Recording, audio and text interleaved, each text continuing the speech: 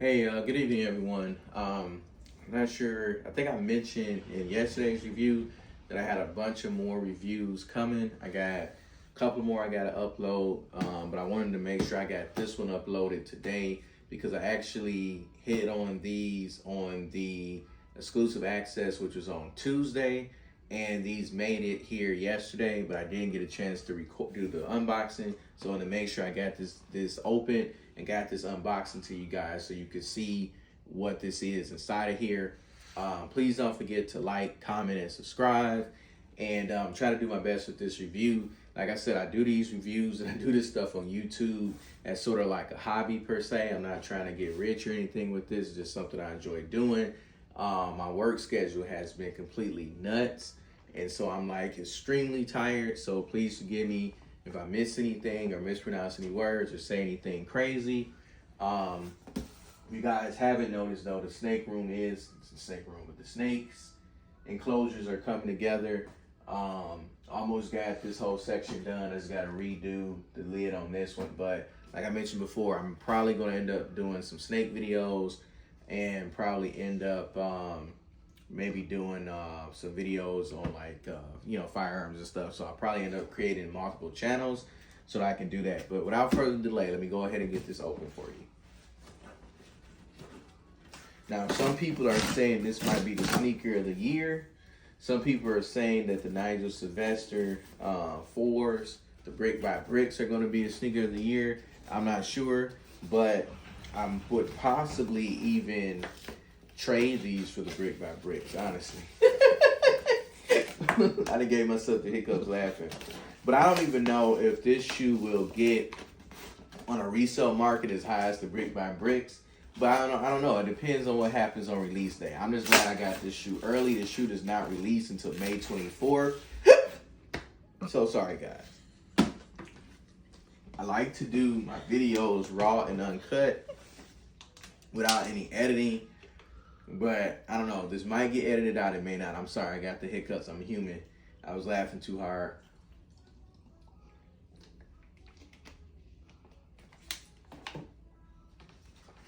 Sorry. So we'll see if these do like the black metallic 5s.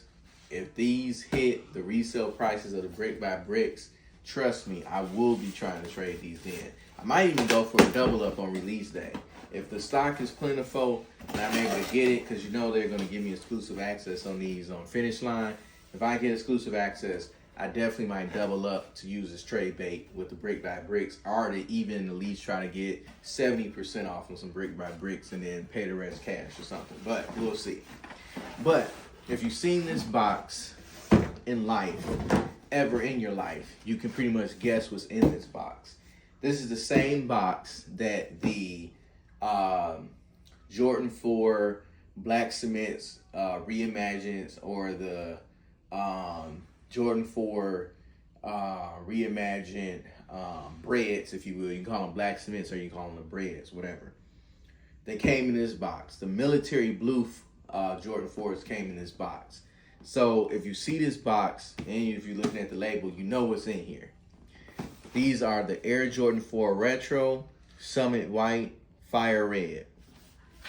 And if you know what this is, these are the Jordan 4 White Cements. So let's go ahead and crack these bad boys open. Like I said, Nike did exclusive access a few days ago. It only took them 2 days to get these shoes to me. And so I am extremely happy with the shipping. But here they are. They when they did the red cements a couple of years ago, these look very similar to the red cements, but they're gray everywhere. So let's pull this out and take a look at them. A lot of people was upset because they did not get access on these. And some people that did get access, they did not actually get a W. When the exclusive access went out for these, I kind of had a warning on Twitter. As soon as access went out, I jumped right on the Sneakers app. I didn't even wait for the notification. I just went straight on Sneakers app at the time they was supposed to drop. And it was sitting there. I hit the exclusive access button and I went in for a size 10. and I hit my size. So, these things smell good. Anyway, this is the left shoe here. If you know, Jordan 4s, whatever, it's pretty much like your standard Jordan 4s. Now these do kind of have that new Jordan 4 SB shape that came into play when they did the Jordan 4 Pine Greens. When they did those Jordan 4 Pine Green SBs, the people that did that shoe, when they were collabing with the SB department at Nike, they went back and said, let's try to get this shoe as close to the original shape as they could. After they dropped the Pine Green SB4s, all of the 4s that followed, or the majority of the 4s that followed, they tried to redo the toe box or redo the shape to try to make it more like the SBs, and they also tried to redo the comfort. So in most Jordan 4s, this little heel tab is extremely hard. On the SBs, they're really, really loose. But on like most of the newer Jordan 4s, they're like right in between. They're like just right. They're kind of loose, but not as, flimsy as the SBs, but definitely much more ankle friendly than the old Jordan 4. So without further delay, just getting into the shoe. The upper is a white leather. Now one thing about sometimes with white leather, they it tends to wrinkle up on the toe box a lot, but if you're gonna wear your shoes, you just gotta deal with them wrinkling up. And like I said, with the standard Jordan 4s, you got the netting here. This is all white. You got the gray speckled with the black, looking like, cement is supposed to be. Got that there on the little lace tab. On the outsole, you got that cement print coming around. The bottom is white here. You got a gray air bubble unit. The bottom, standard Jordan 4 bottom, it's got Nike there. Because these are OG, they got that black Nike Air on the back. The newer Jordan 4s that come out that aren't OGs, in most cases they will have just a Jumpman on the back. This has the Jumpman on the tongue, with the red Jumpman there and flight underneath. This also does come with a hang tag. They got it kind of tucked in here. The way they got it tucked in here, I'm not trying to rip the leather. So it's got a orange hang tag on it. I do prefer when they do hang tags that are like metal. I hate these little flimsy, little, whatever you call these things, little plastic, little zip tie thingies the tag hangs on. I might be tempted to wear a tag if it's got that silver thing on it. I never do. I always take all my tags off. But I will definitely never wear the hang tag on this flimsy plastic thing. It just looks like it's an accident waiting to happen. Now, the inside of the shoe, the sock liner is white. So you're going to want to make sure whatever socks you're wearing come above your sock liner. If not, if you wear those no-show socks or you wear no socks at all, your sock liner is going to be black from all the sweat and dirt. I think that is disgusting. But to each their own. If you pay this much money for the shoe and you want to get the black, you want to get the inside black, that's on you. I'm not dogging you out. I wouldn't do that. The insole is black. It has the red Nike Air on the insole. With this particular shoe, in the box, nothing is in the box. It would be nice if Jordan brand went back to at least giving like the retro cards, the way they used to do. They first started doing the retros back when I was in high school. That was like 2001, 2002, when they first started doing the Jordan retros. They used to have a retro card in there where on the card it would highlight the Jordan number that you have, and it showed the Jordan numbers 1 through I think 15 on there. But that was when it was really, really hyped to get these. You had to stand in line outside of Foot Locker, and them lines used to go around the block, and then you get in and get your shoes. We used to skip class for them. So I'm just going back down memory lane. That was like 25, 23 years ago, which is crazy. I am old. Anyway, this is the shoe. Outside of, mentioning that it's the normal, Jordan 4 silhouette, there's really not much else to talk about other than the fact that this is one of the OG colorways of the Jordan 4 when they originally released way back in the day when Jordan was wearing these, and at the beginning of the 90s when he played in these. This is one of the OG colorways that he wore on the court. Any OG colorway that I can get my hands on, especially in the 4, I'm gonna try to get. These shoes are supposedly supposed to release on the 24th. They're talking about maybe 90,000 pairs dropping on the sneakers app. Seems like a lot, but given the demand, 90,000 pairs is not going to be a lot, because on Christmas time, typically the 11s, there's about 1 million pairs. So if you're talking about 90,000 pairs, these are going to go quick. So if I were you, I wouldn't necessarily rely on the sneakers app. I would try to get them from like Foot Locker, JD Sports, or something like that. Make sure you secure your pair. These are a size 10. I'm typically a 9.5 in most shoes, but in Jordan 4s, I do go with a size 10. When they redid the Jordan 4 reimagined breads, I got those in a 9.5 because people were saying, oh, they got the SB4 cut and they fit, true to size, and they got a lot of room in them. I bought that pair, and I bought the military blues in 9.5s. Both shoes are too tight and too snug. Now, I can get away with them where like I can do it, but like for like a number of hours, after a couple of hours, my pinky toe will be crying. If I do a 9.5 and a 4 and any other 4 before the Jordan 4 Pine Green SBs, there's no way I can even get my foot in them. So I tend to just go with a 10, and all of the 4s that I've gotten since those military blues, they all have been 10s, and my feet are thankful and happy. If you are true to size, like you wear a shoe and you're that true to size, like you can go with that size. But if you're in between sizes, like you're in between a 10.5 and an 11, I advise you to go up and just get the 11. But if you're just a regular true 11, you don't have to go up to an 11.5. But for me, I have to do it because I'm in between a 9.5 and a 10.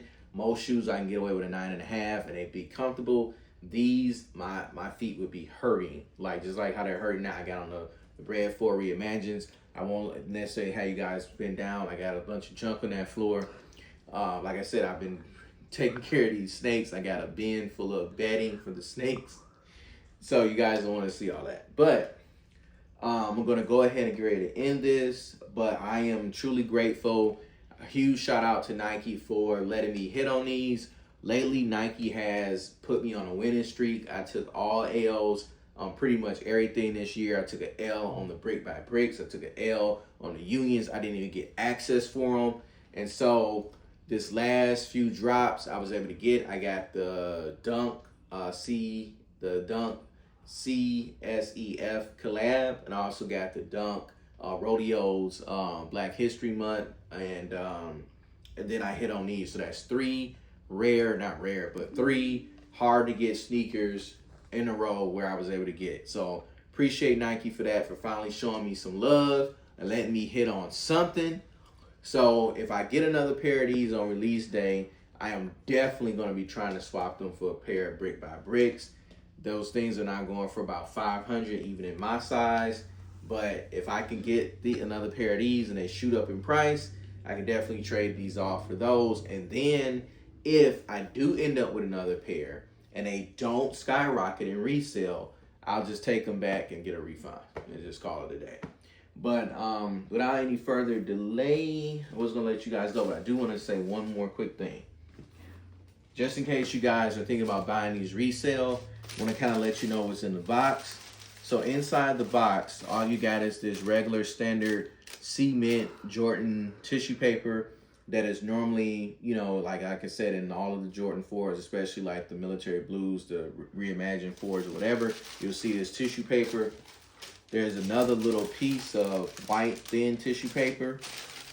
And inside of this box here, there's no quality control sticker and no quality control stamp at all inside of the box. So if you get these and you're like, oh man, there's no quality control, they must be fakes. There's no stamps, no numbers, no nothing inside of here. So just to let you guys know that. And then in the lid, there are, looking around the lid, In the lid, there's no quality control stickers either. There's no stickers, no stamps, no nothing. So if you get them and you're like, you know, where's the quality control stickers? Don't think that that's going to make them fake, because these came straight from Nike and there's no stamp anywhere that I can visibly see on this shoe. The bottom is just a standard, you know, bottom of a Jordan box. So I wanted to point that out to you guys just in case you end up not being able to get them on release day and you want to try to get them, you know, for resale. You'll know exactly what to expect. But guys, thank you so much for tuning in. I got a plan to do some on feats on all of my shoes that I've been doing these reviews on. I wish I could give you guys more stats and everything about Jordan and stuff, like Wear Testers. He does a lot of in-depth stats and stuff like that. I wish I could do that for you guys. I just don't have the time. I will say this though, with the Jordan 4, let me see, the Jordan, hold on, wait a second. I am trying to double check something. With the, I believe the Jordan 4, like I said, I'm trying to do a fact or something, give you guys some kind of information. I know for a fact the Jordan 4s should have been the first, I don't know, maybe it was the 3s. Hold on, we're going to pause this for 1 second. We're going to hit pause. Wait 1 second. Hey guys, I'm back. I had to pause real quick because, like I said, I'm tired. I want to make sure I got my facts straight. So, the Jordan 4 silhouette was the second Jordan silhouette to feature the Nike Air Bubble. So, this is supposed to be like the Nike Air cushioning. That air sole unit here is supposed to go from the back to the front of the shoe, but only at the back is it visible. The Jordan 3 was the first Jordan silhouette to show the air bubble. They continued and did the air bubble again on the Jordan 5, and then they also did it again on the Jordan 6. When they did the Jordan 7, that was the next silhouette, Jordan 7, that they did not display the air bubble anymore. And then moving forward up through all of the Jordan silhouettes from there, they did not display the air bubble anymore. At least I know all the way up until like the 14. If they display the air bubble after the 14s, that's possible, but I know up through the 7s through the 14s, there's no air bubbles visible, but the silhouettes of Jordans 3, 4, 5, and 6 all have an air bubble unit in the rear that is visible. So I just wanted to point that out and throw that out there. Like I said, I wanted to have some kind of fun fact for you guys. I'm not, like I said, I'm not Wear Testers to nobody. I'm just a guy who loves sneakers. But I can't wait to put these on, and I'll probably do a comparison video between these and the red cements. I got some other comparison videos that I got to do, because I got to do the black metallic 5s and the Manir dust pair, and I also got to do a comparison between the SB4s and the military 4s. So guys, thanks for tuning in. I went a little long-winded on this, but I appreciate you guys being patient. Don't forget to like, comment, and subscribe. Please flood up those comments, and I appreciate you guys for checking out this video. You have a blessed weekend.